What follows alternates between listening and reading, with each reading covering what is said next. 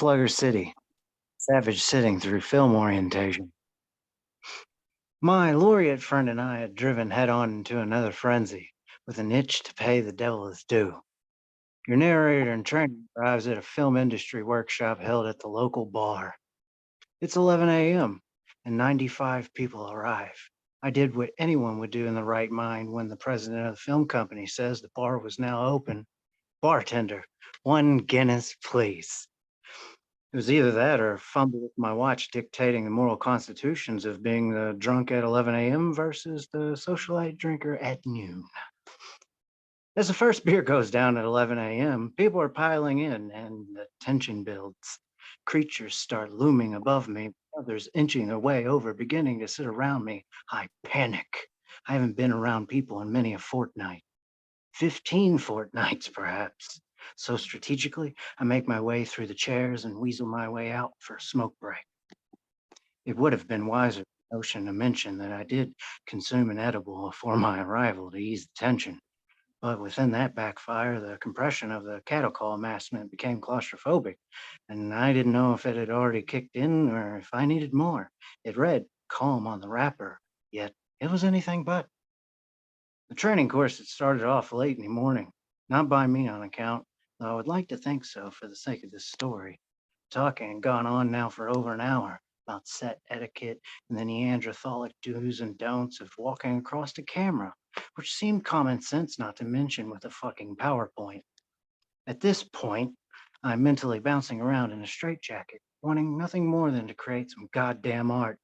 The bartender signals me outside, firing up a joint with a fellow patron and passing along as we end up in a conversation sitting in a smoke circle. Beer 4. Now I'm in film industry lingo limbo, reeking of reefer, with a producer who has a verbal fetish for the honey wagon. I have now made eye contact with Ralph Steadman drawing of Hunter S. Thompson driving with his attorney somewhere outside Barstow with the top down going about 100 miles an hour headed to Sin City. With a heavy sigh, looking for my end or reading Rambo, I knew what I had to do. I walked back into that room and further acted if I was taking notes, being involved, as all interest had depleted from me. Now it was about getting a story. Beer number 4 and observation, we had all found out that the production assistant gig was strictly local. The hours were not going toward a film union job. 4 hours in. So when the going gets weird, weird turn pro and go grab another beer. As around the corner drinking my barely sipped 6 stout, the film producer inquires, "Any of you guys know what an 86 is? Raise your hands if you've ever been 86 out of a place." Look at my beer and look at my shoes. This was my fucking moment. And all I could do was take my glass at him, throwing out a right hand and tilting my head as if weighing all the options while smirking with a toast to the absurdity of it all.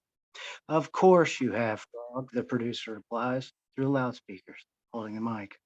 And with that, I'll be showing myself out. Right as that moment occurred, my poetic partner in crime arrives. You can hear the wheels screeching down the street while inside the bar. I walk out. Poetic Outlaw sits, parked right out in front, with the passenger door open and the engine off as I exit, 86ing myself right on time. "How'd it go?" the laureate questions, firing up the truck. "I don't think I'm ever making it out of this town, Professor." End.